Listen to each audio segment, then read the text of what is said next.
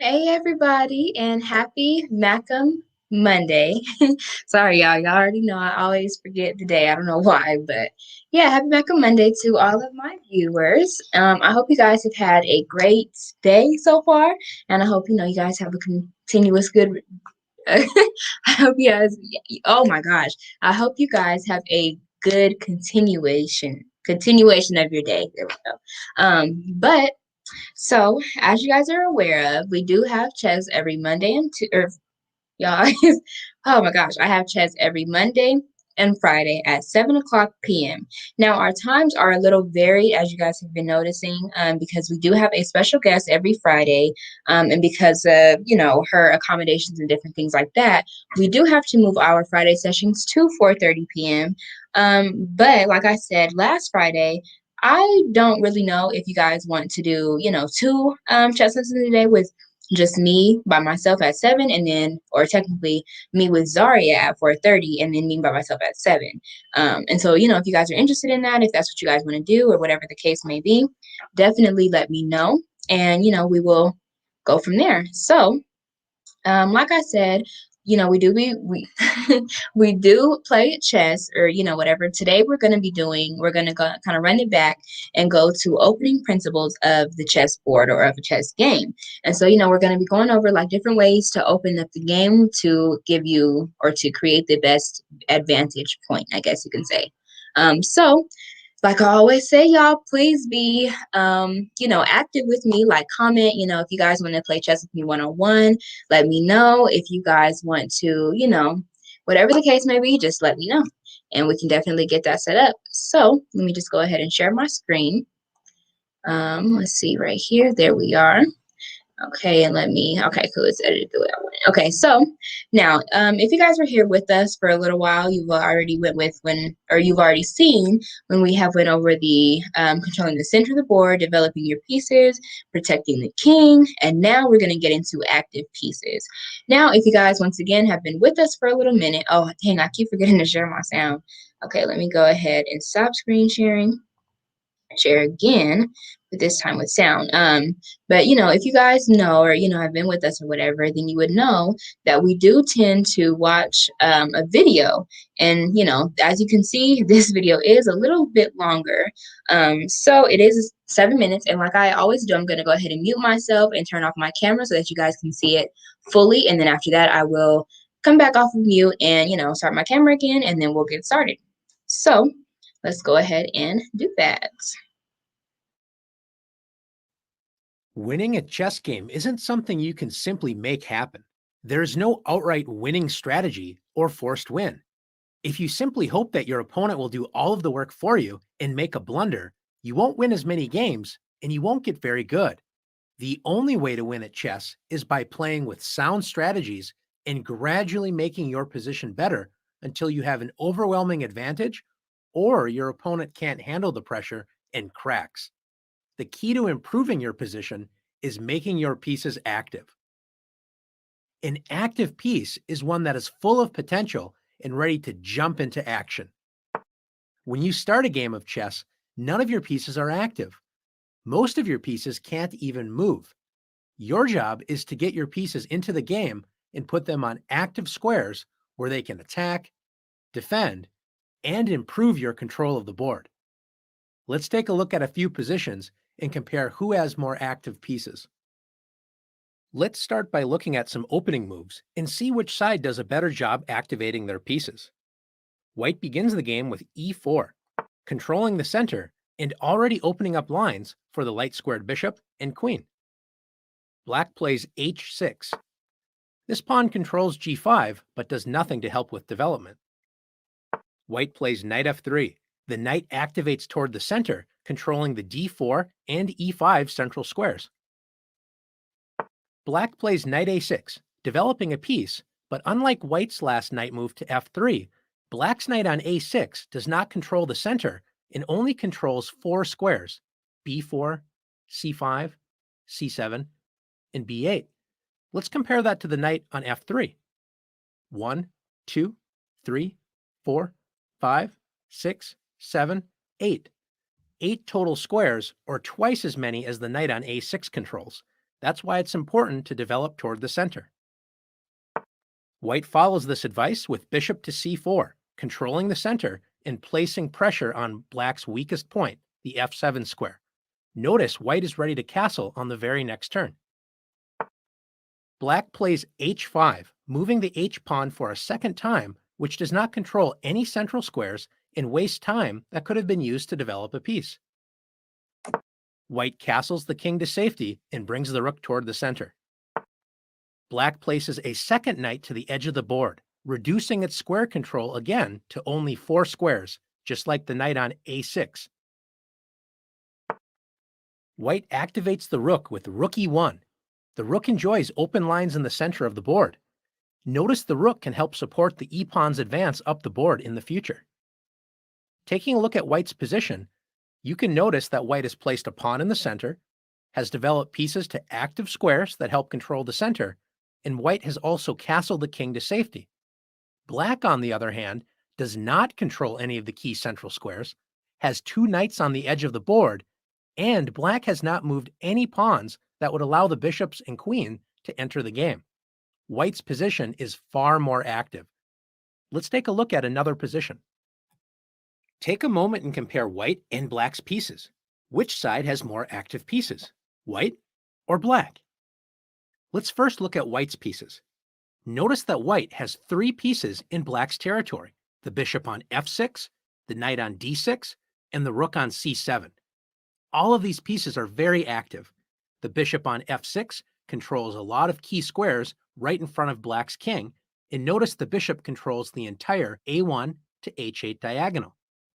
This bishop also controls h4 to d8, controlling a lot of dark squares right in black's territory. The knight on d6 is excellently placed. It's putting pressure on f7, b7, and the bishop on c8. Notice white's rook on c7 is doing the same thing, pressurizing all 3 of these targets as well. The only piece that's not in black's territory is the rook on d1, and it enjoys a lot of open squares and also protects the knight on d6. Let's compare that with black's pieces. Black has no pieces in white's territory, and notice black has 3 pieces still on the 8th rank: the rook on a8, the bishop on c8, and the rook on f8. The only piece not on the back rank is the knight on h6, stuck in the corner. Notice the knight cannot move to f5 or g4 because white has pawns that would capture that knight. Black's pieces are basically paralyzed. Take a look at the light-squared bishop on c8. It has 1 square, d7, and it's already protected by the white rook. The black rook on f8 cannot move to e8 because of the knight, or d8 without getting captured by the bishop. The only piece that can move without getting captured is the rook on a8, and it can only move to b8, where it's not really doing much. So to take a look at this position, we can say white has very active pieces and black has very inactive pieces.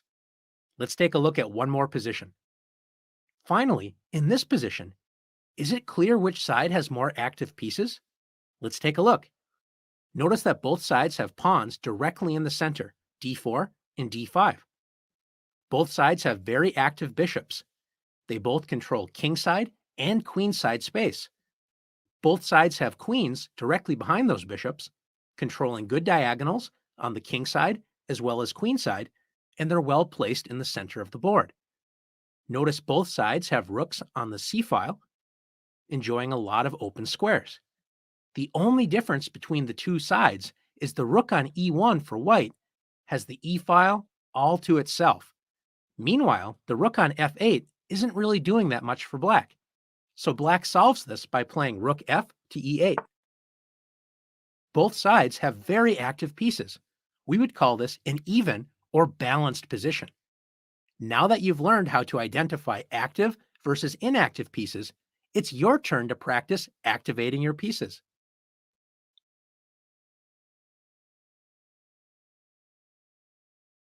That was I don't know if y'all can hear me. That's okay. Anyway, if y'all did hear what I just said, I pretty much just came off mute. So as y'all know, that was a little long video. So if you guys, I might cut them a little bit short, like in the middle, once I feel like you guys have grasped the process or whatever, because that was 7 minutes long. So, but normally what I do is read the description first or like his comment or whatever, but definitely forgot to do that.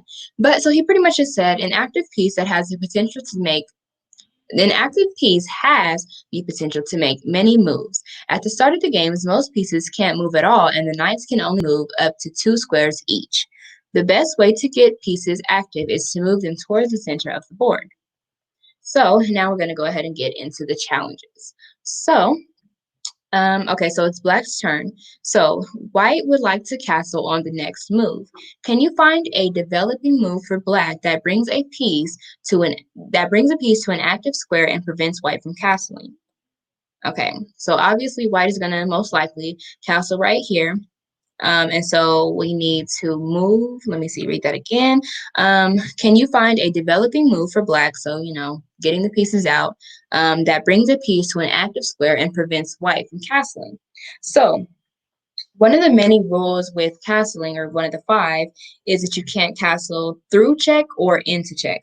So, I'm going to have to keep that in mind when, doing that. So, immediately I look at this piece right here on, or the queen, sorry, not this piece, but the queen on B6. Now, if I move the queen from B6 to B5, um, the king is no longer able to move on, the king is no longer able to move or to castle because it would castle through check. So either it's talking about moving the queen right there or moving my bishop on C8 to A6. Now I'm just pretty much trying to see the best decision. Can you find a developing move that for Black that brings a piece to an active square? I honestly feel like they're talking about the bishop. But let's try this one first. Okay, yeah, you have the right idea, but you can activate a piece. Okay, yep. So, all right, let me just read what they said. But it says you have the right idea, but can you activate a piece that hasn't moved yet to the same diagonal? So yes, it was talking about the bishop right there. So fantastic. Black's bishop enjoys an opening. Sorry, y'all. I promise y'all I can read. It's just been a long day, and I honestly I talk really fast, and I say this all the time, but like I really do talk fast, and then that messes up me trying to read aloud. But okay, so fantastic. Black's bishop enjoys an open diagonal and prevents White from castling. So next, White to move. White wants to capture Black's pawn on C3. Now C3 right here. Which capture best activates a piece? Let's see here. So I mean, obviously, I can easily just move my knight right there. Um, let's see. So it says, excellent. White captures the pawn and makes the knight an active piece fighting for the center. Okay, so White to move. White wants to develop the light squared bishop on this move and castle. So let's see. So obviously we're cast, or sorry, let me stop saying obviously, but most likely we're going to cast on the right side or the king side of the board, because it says White wants to develop the light squared bishop, which is right here, on this move and castle. So what is the best square for this bishop? So let's see here. So with that, I'm assuming that it would be to D3, and that's simply because it still has access to the center of the board. And okay. So, okay, when activating a piece, don't forget to keep other pieces safe. So what, they move in the queen, I guess? I don't know. Hold on, let me think this through. And the only reason why I was moving my bishop is because I still had access to E4, which is, like I said, in the center of the board. But let me see here. Sorry, I was just looking at the comments, making sure that no one said anything. But okay, so I mean, I could move right there, and that would, prevent the knight from taking my knight because it is protected. Our goal is, oh my God. Okay, so yeah, it is to move. Okay, let me see. Let me think. Let me think. Let me think. Let me think.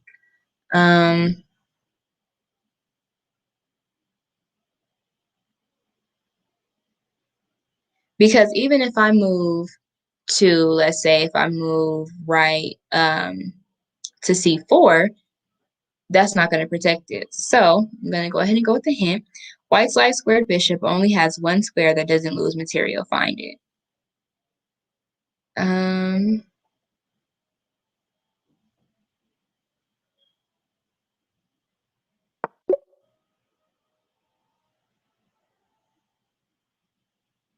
mm, sorry, I'm still just trying to think because, okay, let's say that this knight right here on C6 captured my knight on D4. Well, I mean, I guess. Okay, so good job. The bishop enjoys open squares on the D1 to H5 diagonal and prepares castling on the next move. Black to move. White's rook on E1, which is, hold on, E1 right there. Okay, so White's rook on E1 is preventing Black from castling since it would capture the bishop on E7, which is right there. How can Black develop a piece and block White's rook from attacking the dark squared bishop?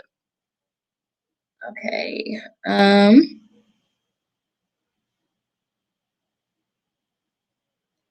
How can Black develop a piece and block? Okay, so I'm looking at I'm looking at my bishop and my knight. So my knight, I'm looking at the knight right here on F6, moving that to E4. However, that would be, it would be able to be attacked or putting itself in danger because of this white pawn right here on D3. So then my next thought, I guess, is to use my bishop on C8 and move that to E6. Okay. So, exactly. Black activates the light squared bishop and is ready to castle. White now activates the bishop and threatens to capture the C7 pawn. C7 is right there, right here. Let's see. How can Black bring the king to safety and protect the C7 in a single move? Okay. Let me see. How can Black bring the king to safety? So the king right here. Okay. And protect the C7 pawn in a single move. Let me see. So, okay, once again, y'all, just for clarification, the C7 pawn is right here. So, bringing the king to safety. Let's see. I know I keep saying, I'm just trying to think. Because I was thinking about moving my rook on A8 to C8. However, I mean, it can still be captured, but then I can easily recapture. But we're going to go with a hint really quickly. How can Black castle and protect the C7 pawn with a single move? I mean, I guess castling. I, I guess. I don't know. I mean, because if it does capture my pawn right here on C7, I could just take it with the king. So that makes sense. Okay, so you got it. Black moves the king to safety, protects the C7 pawn, and activates a rook on the D file with a single move. So next, okay, this is the last one, and then we're going to go into another video. Let's see. Okay, so it's White's move. So Black's rook is ready to invade on E1 or E2, which is these two squares right here. How can you prevent both these moves and activates White's passive rook? So E1 or E2. My first guess would be to move my king, because then it has more access, at least to E1 anyways. But I don't know. How can you prevent? Okay, so Black's rook is ready to invade. How can you prevent both these moves? See, but yeah, it's saying both of them. And it can still, have E2. So, but I mean, I think, okay, this move does not activate White. This move does not activate White. Oh my gosh. This move does not activate White's rook and prevent Black's rook from invading E1 or E2. Try again. Okay. I mean, I feel like it activates the rook simply because, it the rook now has more access. But let me see. Okay, so obviously the only piece that's left is the pawn. Um, or let me see. The king is an active piece in the endgame. Use it. Okay. So the king is an active piece. White prevents the black rook from invading and opens up the first rank for white's rook. Great job. Okay, but okay, I see it. Okay, I see it. So once again, these videos are starting to get kind of long. So this video is 8 minutes long. We're gonna see. I'm gonna, because I do be listening to the videos and stuff like that too. So if I'm able to, easily grasp the understanding and the gist of what's being said, then I'll go ahead and like stop it maybe halfway through. If not, then I'll just let it play out fully. But before I get into that, the comment is, it's important to pay attention to what your opponent is trying to do each turn. You want to watch out for any checks, captures, or threats that the opponent might make. Those are the moves that are likely to get you in trouble if you don't see them coming. Sometimes your opponent will make more than one threat, and you'll want to find a move that defends everything. So take your time to look at multiple ideas. The best way to stay safe is to ask yourself each turn, if my opponent had another move, what would he or she play? Okay, so I'm going to go ahead and remove myself from the screen, put myself on mute, and then we'll get started. As you continue on your chess journey, it's a great feeling when you start to win more games and notice that you are making stronger moves. If you really want to take your game to the next level, it's essential to start thinking about your opponent's moves and truly understanding their ideas before deciding on your own move. The most obvious idea behind an opponent's move is a check, such as Queen B1, delivering a check to our king. Since our king is under attack, it's easy to react instantly and play King H2. Unfortunately, if we play too quickly, we risk missing the entire story behind our opponent's move. Before responding, try to understand all of the things your opponent's move does. Yes, black's queen checked white's king, but was that the only purpose of the move? Notice black's queen was also attacking the unprotected bishop, so black can play queen takes b5. Black is no longer down a piece and has a good position. Let's take a look at this position again.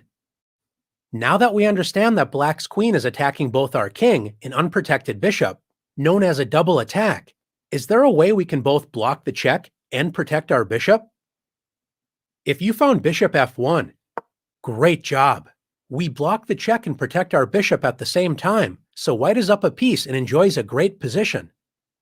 Now let's take our game to the next level and start to think seriously about our opponent's moves and ideas in the following examples. In this position, after black plays knight b4, instead of immediately focusing on what we should do, let's make sure we understand the point behind black's last move. When a knight begins to jump, we want to carefully consider where it may land. Knight takes a2 looks pointless because we can simply capture it with our rook. Where else is the knight attacking? That's right, the pawn on c2.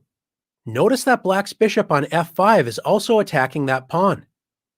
A common mistake is to understand that our pawn is under attack and then decide to move it with c3, attacking black's knight and moving the pawn to safety. How could this be a mistake?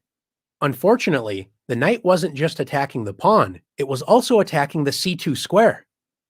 So black can play knight c2 check, forking white's king and rook on a1. White should make the best out of a bad situation and move the king, because if white plays queen takes c2, black wins a queen for a knight with bishop takes c2. Let's take a second look at this position and try to find a better option for white. Since black has two pieces attacking the c2 square, and we only have one defender, the queen, what should we do about this threat? If we play e4, trying to block the black bishop's diagonal, black will simply capture the pawn with the bishop, and we still have to solve our main problem, the weak c2 square. Feel free to pause the video if you'd like more time to think about the position. If you found the defensive resource knight a3, great job. We don't usually like moving our knight to the edge of the board where it controls fewer squares, but this inconvenience is easier to accept than losing a serious amount of material. Now that c2 is properly protected, we're ready to kick the knight out of our territory with c3.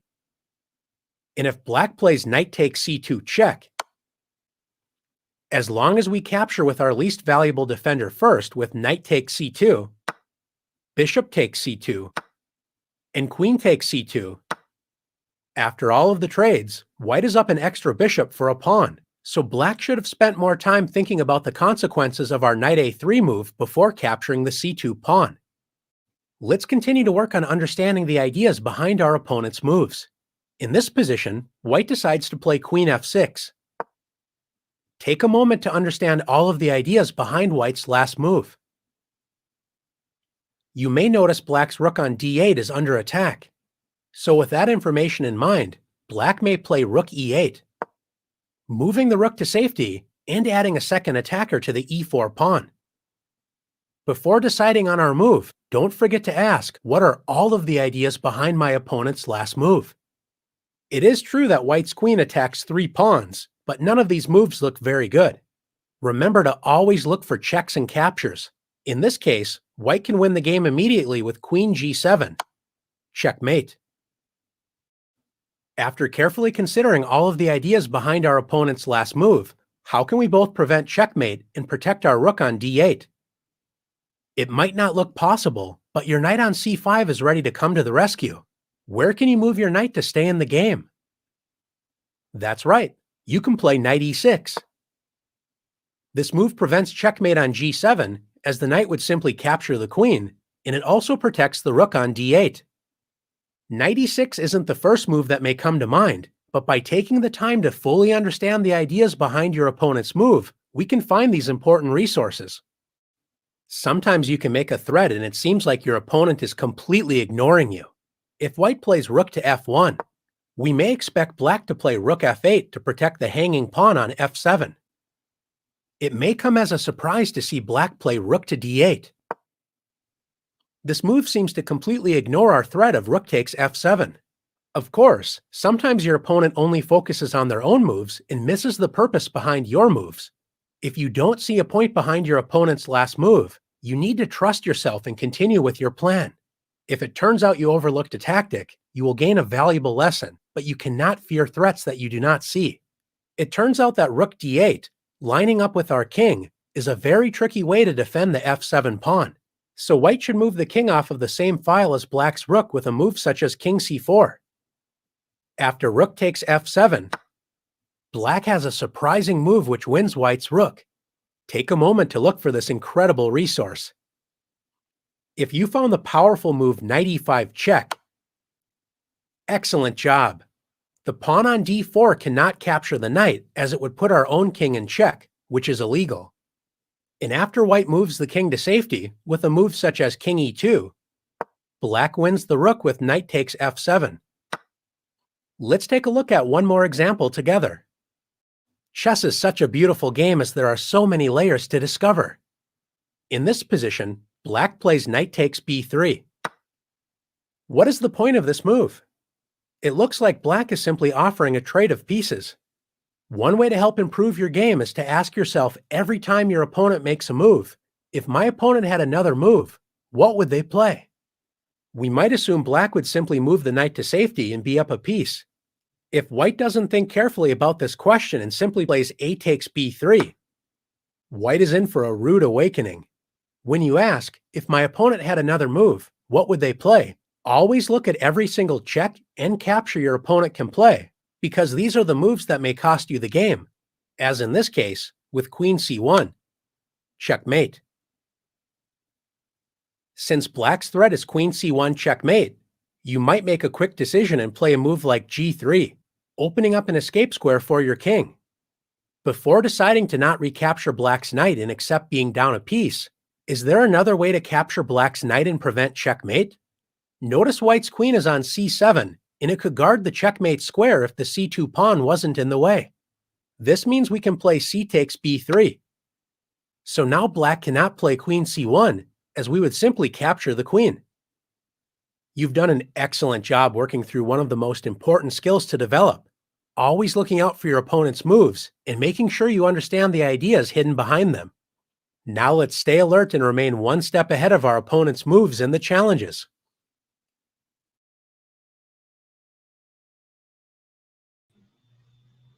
Okay, so I know that I told you that I was probably going to stop it halfway through, but I felt like, they wouldn't have a full 8 minutes if they didn't recommend the full 8 minutes. So now let's go ahead and get into the challenges. So it's white's move. Black is attacking our king and rook on a1, which is right here. Let's see here. Okay, so this, sorry, y'all, this is the piece right here that's attacking. So the rook, their rook on d1 is attacking our rook and our king. Sorry. So what is white's best defense? So, I mean, hold on. I'm sorry. I don't know what's so confusing to me, but okay. So black is attacking our king. What is white's best defense? So if I capture right here, then they can still come and capture. And even if I came down, we're on two different files. So it wouldn't be that. Let me see here.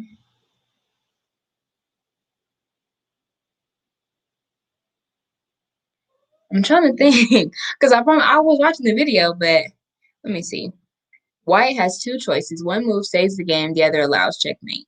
I mean, so I didn't think so. So what?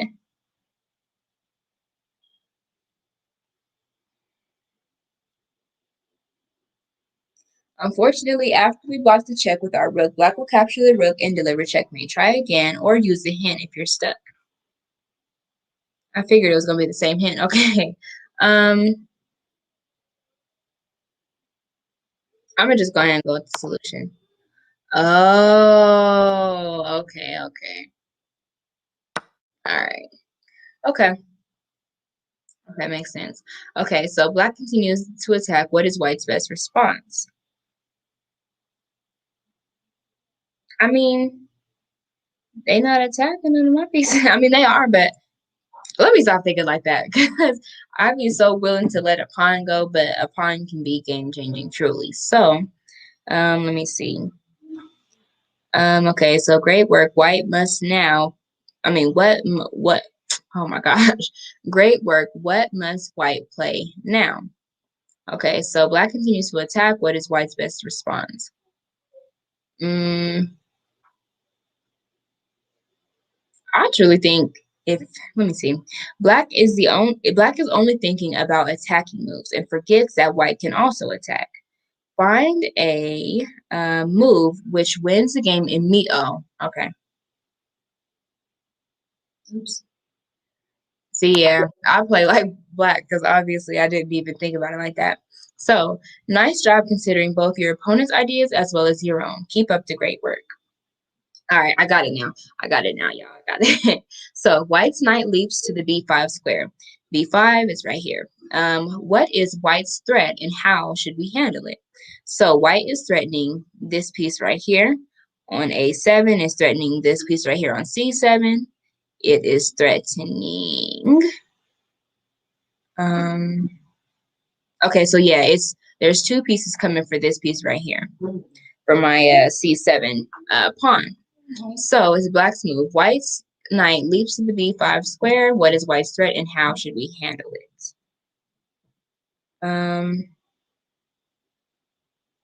By protecting that piece. My only thing is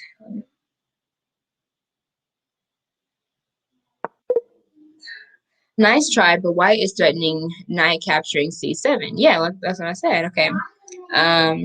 Winning a pawn and forking our king and rook. Try another defender to the c7 square.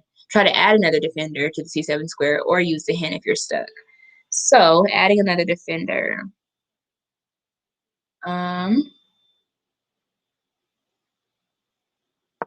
Okay. Great move. Okay. All right, so let me go ahead and read these real quick. So, great move. White should have admitted a faulty plan, but insists on attacking. How can black win material? Nicely done. What should we? Okay, so then after I captured the knight on c7, it says, nicely done. What should we capture next? Then I use my queen to capture the piece on c7, and it says, excellent work defending against an unsound attack. Okay, so next thing. So once again, it's white's move. Why did black move the queen to h3? So the h3 is right here. What is white's best response? So as you can see, it is threatening to capture my rook. And the thing is with that, if they did decide to move there, I'm pretty sure that is checkmate. Because obviously I can't move to g1 because queens move horizontally. Can't move right here because they move diagonally as well. So that is checkmate. So let's see here. So what is white's best response to that piece being right there?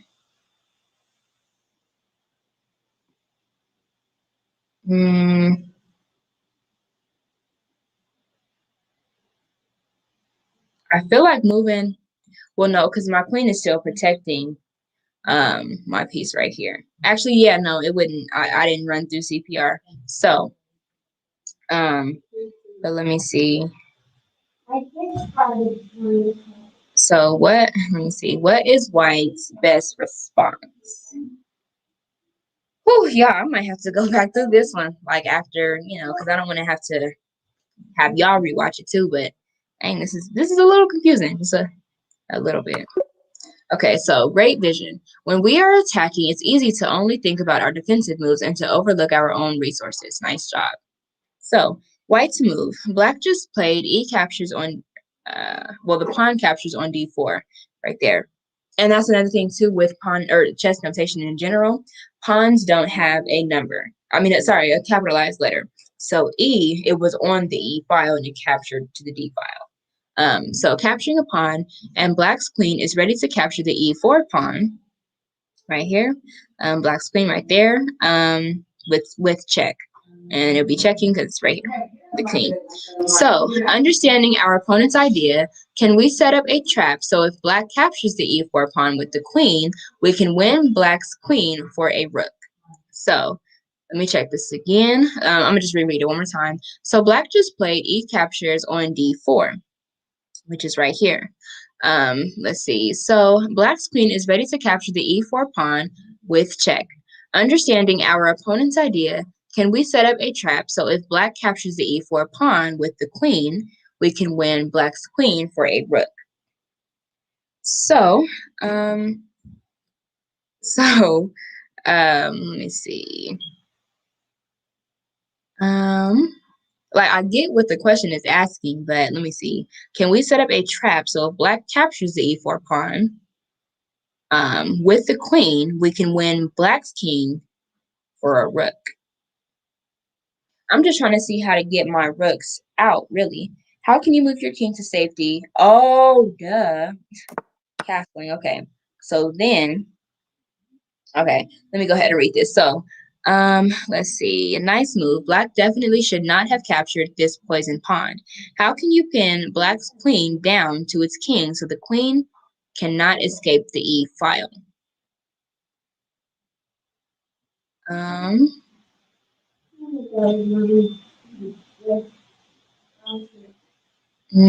let me see. Um,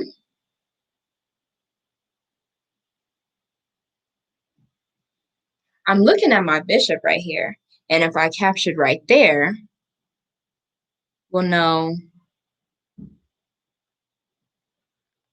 Let me see. Okay, so how can you pin black's queen down to its king so the queen cannot escape the E file? Let me see real quick. Let me see. I am thinking still about this bishop. Let me see. I don't think, yeah, I didn't think that was right. Just want to try it though, just in case. Okay, so nice try. But there's a stronger move which wins black's queen. Try to find the move or use the hint for help. Okay, so nice try, but there's a stronger move that wins black's queen. All right.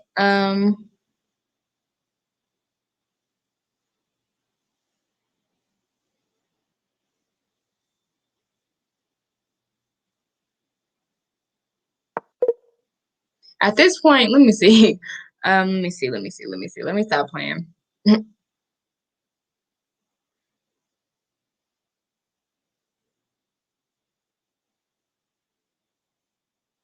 me go ahead and use this hint because I'm confused. Oh, dang. I did not mean to do that. I double clicked it on accident. Okay, so hint. Black's queen and king are lined up on the E file.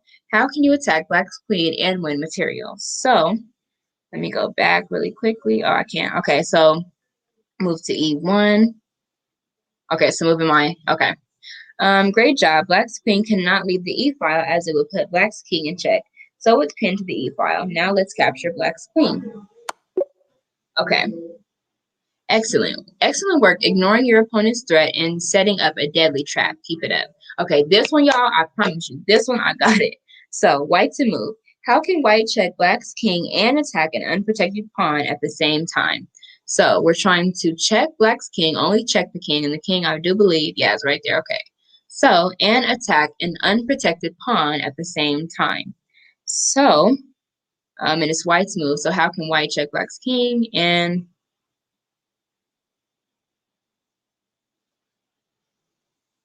so it's either referring to the pawn on F7 or G6, one of the two. Let me see. So I could move to G6, but then I would be, my queen would be captured. Well, either way, let me see if that's the only, placement. But I'm pretty sure either way, my queen is going to get captured. Yeah, okay, so that's not right then. Nice try, but we were asked to check Black's king and attack an unprotected pawn at the same time. I mean, I know who was asked, but let me see. Y'all, I'm not using a hint because I know, I know I can do it. Just give me a little minute. So, nice try, but we were asked to check Black's king and attack an unprotected pawn at the same time. Try to find that move or use the hint if you're stuck. Okay, so an unprotected pawn while checking the king.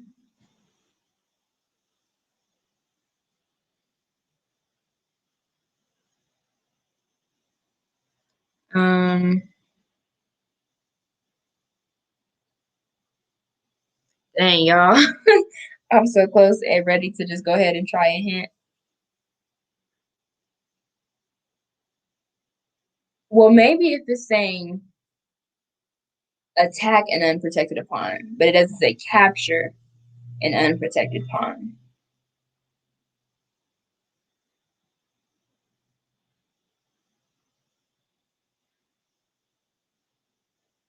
Sorry, y'all. I'm still trying to think. Let me just go ahead and I'm gonna use one hint. How can you check Black's king and prepare to capture Black's C7 pawn, which is right there, at the same time?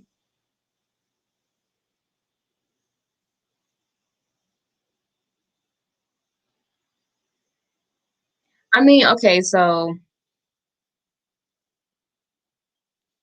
dang, I do not want to use the solution. But okay, because okay, if I move my queen to D6, that's not gonna check the king. But it does prepare me to attack, but then they can attack me. So it's just like, what am I supposed to do here? And I know it's something simple too, and I'm just overlooking it. Let me see. Oh, okay. Nice work. Let's win a pawn. Okay. Oh, it's okay. It's okay. We're gonna get it. Or I'm gonna get it, I guess. Okay, nice work. Now we need to carefully consider our next decision. How should we capture Black's knight? So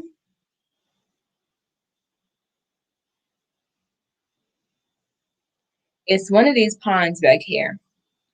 But let me see.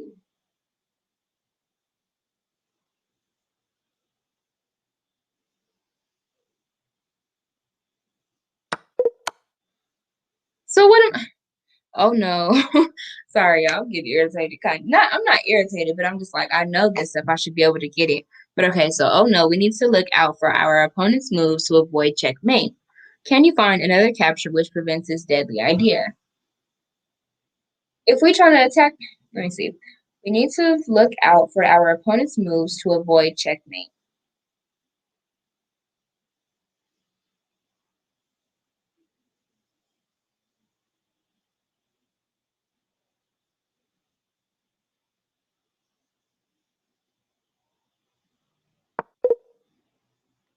Oh, because okay, I'm thinking about moving right here. Well, obviously I already moved right there, but moving to A5, if the queen decides to come down to C1, I can easily move my queen right there. And we can go, but then that still wouldn't work. Okay.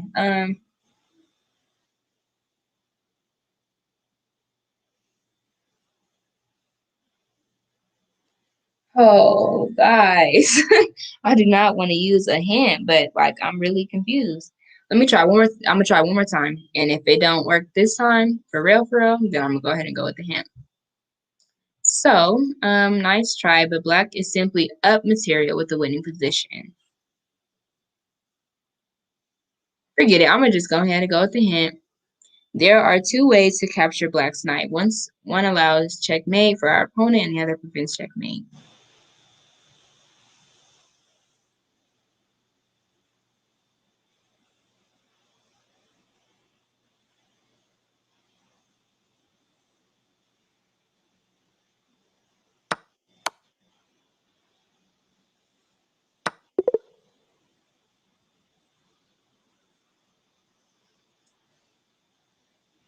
I don't even have nothing to say about that.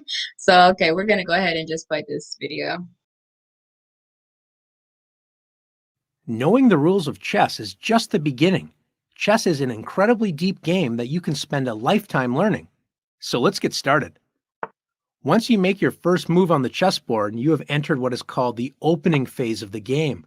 This is where you begin to develop your pieces onto good squares where they can attack, defend, and control the center.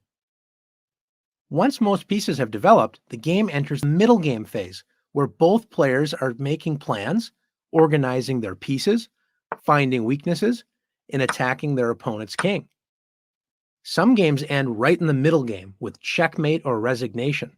Like in this position, after queen e4, white creates a battery with the queen and bishop on the b1 to h7 diagonal, threatening checkmate.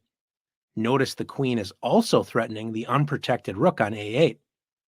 Black only notices the unprotected rook, moves it to safety, and then is shocked to see the game is over. Queen takes h7, checkmate. Not all games end that quickly. Some games continue on, and after many of the pieces have been traded away, enter the endgame phase, where the goal is usually to promote a pawn to a queen and then checkmate your opponent. In these lessons, you will learn about each of these phases of the game in detail so you can improve your chances of winning. But before we get too far, it's time to talk about your first moves in the opening. There are three main goals in the opening. First is to establish control of the center. The center is the most important part of the board. From the center, you can launch an attack anywhere. Second is to get your pieces onto active squares. They don't have many options when they're stuck on the back rank where they start, so bringing them into the game toward the center is a good idea. Third is to get your king to safety by castling, so the king is not exposed to the dangers of the battle in the center. All of your opening moves should support these goals. Now it's your turn to practice making great opening moves.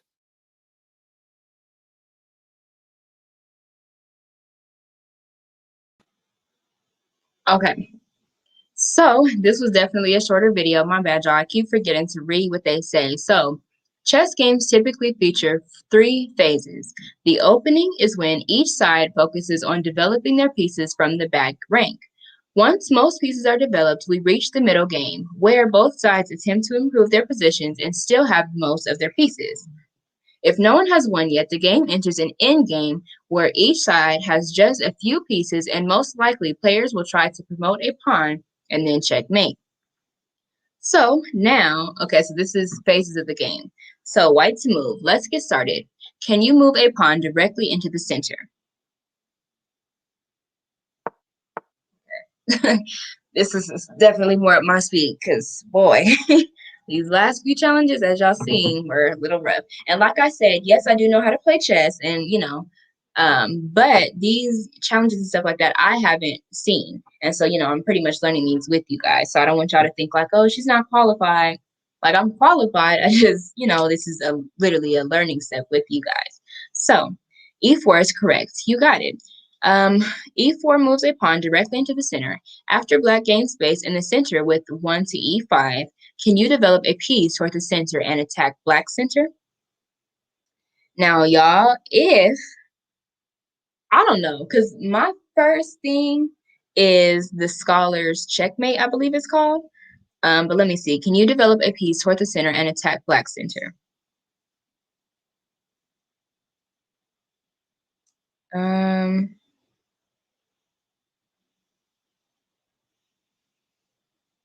I don't know if they're talking about like that. Okay.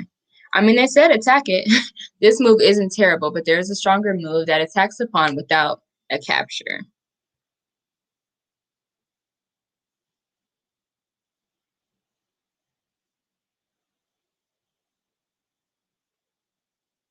Oops. Oh my gosh. Yeah, I promise y'all I'm not trying to move right there. Okay, so excellent. White develops the knight toward the center and threatens to capture black's pawn on e5. So white to move. Black just moved the bishop on the e7 square. So e7, which is right here, move to the e7 square. Sorry, y'all. Can you take advantage of this chain move and immediately win a pawn?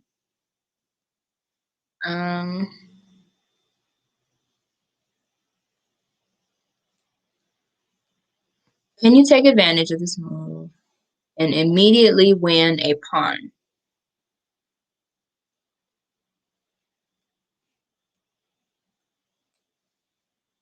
I'm trying to think because, I mean, oh, okay. Great job. White simply wins a pawn for free. Okay, so black to move. Black's pawn on e5 is under attack from the white knight on f3. Right there. And this pawn is under attack. Can you develop a knight toward the center and protect the e5 pawn?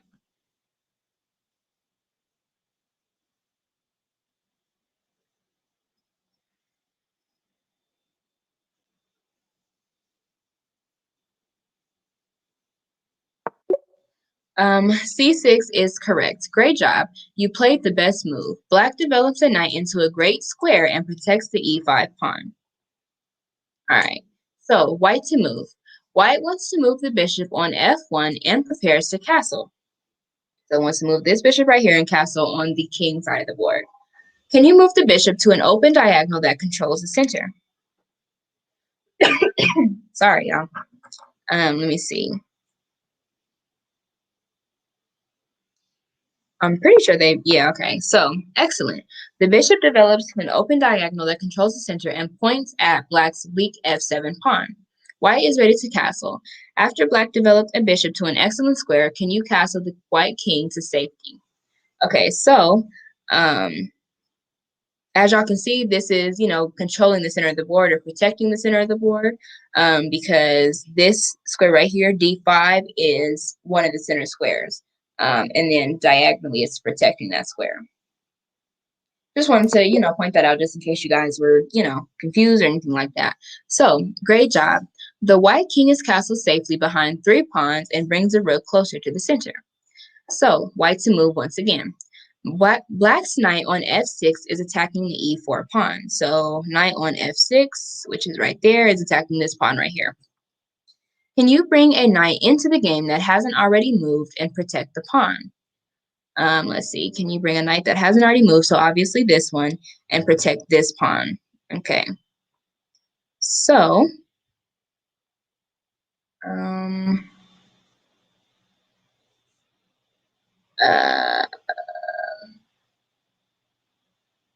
so I'm protecting, sorry, y'all, I'm protecting the e4 pawn, which is right here.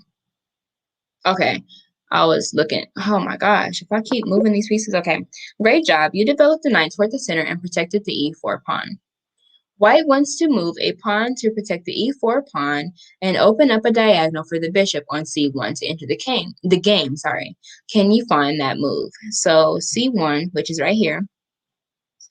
So white wants to move a pawn.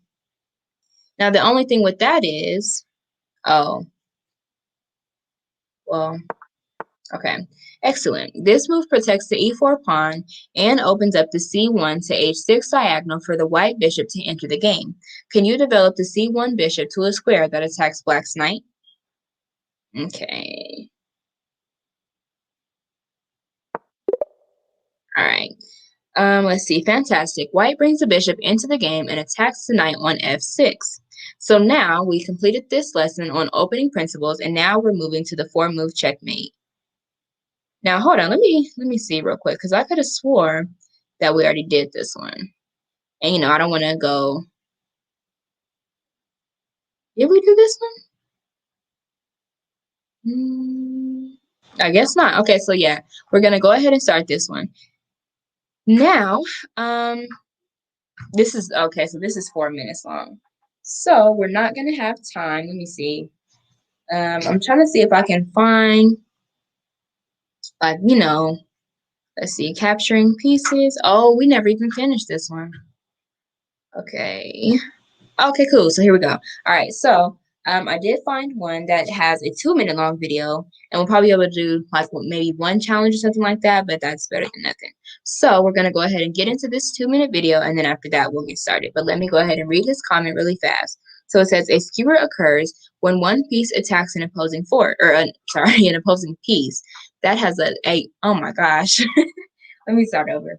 A skewer occurs when one piece attacks an opposing piece that has a less valuable piece behind it. Y'all, I could have swore we did this.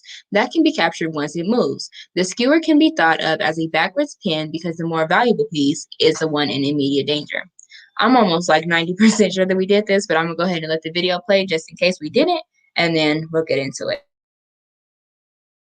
While a pin is a tactic which pins a piece into place and prevents it from moving, a skewer is the exact opposite. With a skewer, the piece being attacked is so important it must get out of the way, leaving a vulnerable piece behind it.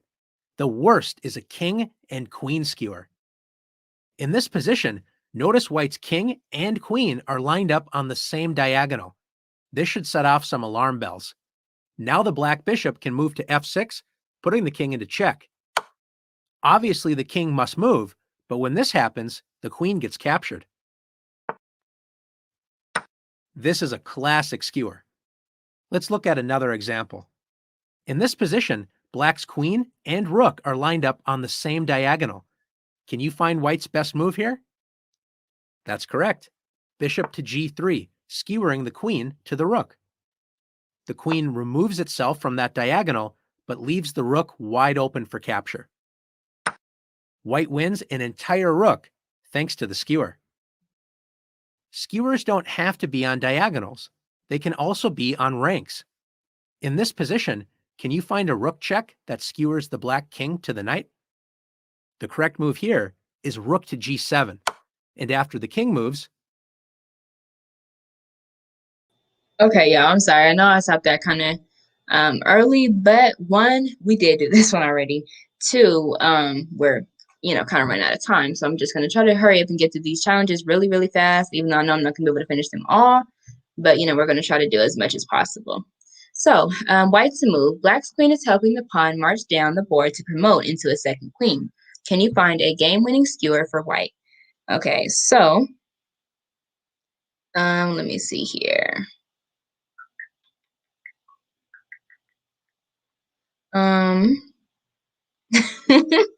Let me see. Okay, so a game-winning skewer would be...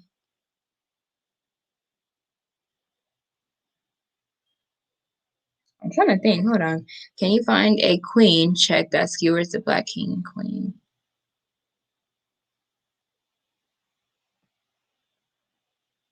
I don't think that's it. Yeah, okay. Nice try, but this is not a game-winning skewer. You know what? Okay. Okay, so can you... Okay. As y'all see, it is 8 o'clock, so I'm trying to, kind of get through this real quick. Okay, so great job. White skewers the black king to the queen. Now that the black king has moved, capture the queen. Okay. All right, let me do one more, and then after that, we're done. So, white to move. With white to move, can you find a capture that will win a piece or create a skewer? So, with white to move, can you find a capture? Okay. That will win a piece.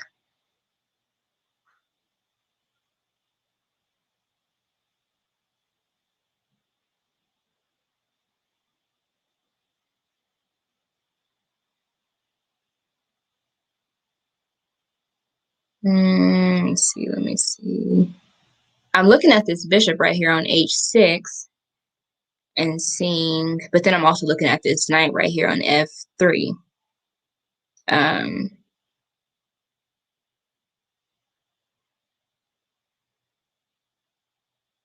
But I don't think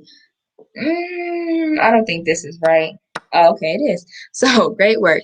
If the black king didn't capture the knight, white simply wins a piece. After black captured the knight, can you find the skewer? After black captured the knight, can you find a skewer? Would it be potentially moving? I'm looking at right here. I know that's not right. Let me not do that. Okay. There's a much better skewer to the king and the rook. Dang, it's 8:02. It was just 8 o'clock. Okay, let me hurry up and do this. Actually, no, I'm gonna just go ahead and end it because it is 8:02 and I did not realize it was that late. But I just want to say thank you to everybody who came out and thank you to all of our viewers and everything like that. I hope you guys enjoyed today's lesson. And, if you guys want more, be sure to check us out on Friday. And we will be having our special guest, Miss Zaria, at 4:30. And like I said, let me know if you guys want me to do 4:30 and 7 o'clock p.m. or if you would just like to do 4:30 and then, we'll go again on Monday at 7. But yeah, like I said, I hope you guys have a great rest of your day and I will see you guys on Monday.